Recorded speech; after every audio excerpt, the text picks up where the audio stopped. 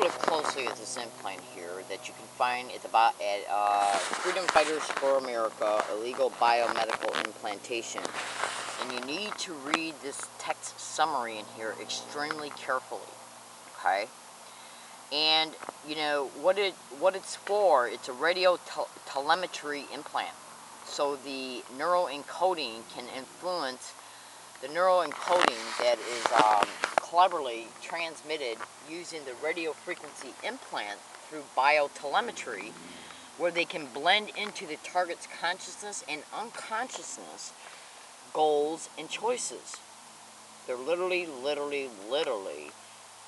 transmitting encoded through neuroencoding and decoding thought processes. It literally states it right there. I mean, you cannot get around it.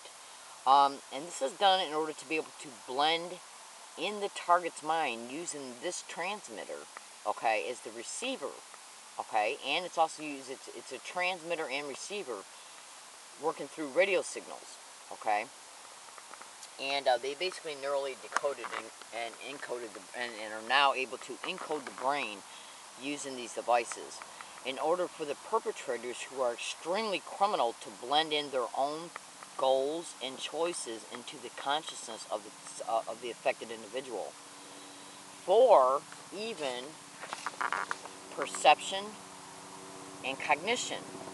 And what do I mean by that? Well, if you have a gang-stalking street theater going on around you, you're a gang-stalking target, because the remote neural monitoring file that you can clearly find online by going to the bottom of Freedom from Covert Harassment Surveillance, right here talks about how this technology can affect you at different perceptible levels.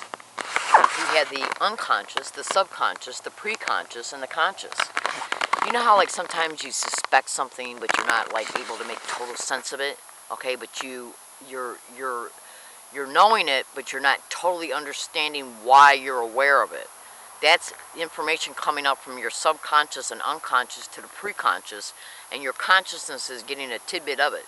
Okay, and this is literally how they can literally use this technology, okay, to literally affect the target at different perceptual levels, okay, using your attention and your visual perception as a conduit to interface with what they're transmitting at the different perceptual levels. In other words, if a target sees something, and then while they're seeing it, because it's a staged event for you to see, it's called a prompt, okay? They're prompting a street theater for you to visually see while they're literally transmitting and blending using the radio frequency transmitter as the conduit, how your brain perceives what you're seeing. Yeah, at different perceptual levels. That's why the neural phone is also used against the target. That's why I read blogs about how some targets will see a car turning a corner. That car is crafted to be at the corner when the target's arriving to it as a result of a target being stalked geographically and tracked. And when that car reaches that corner, they'll look at the target and then look at each other and start talking while the neural phone is transmitting to the target things for the target to hear to make the target believe that the conversation in the car is about them.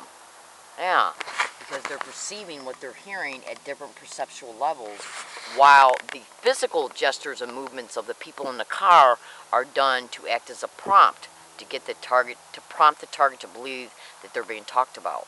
Literally. I'm in San Diego, California. My name is Leslie Williams, and I make these videos to inform targets so they can deconstruct and demystify these staged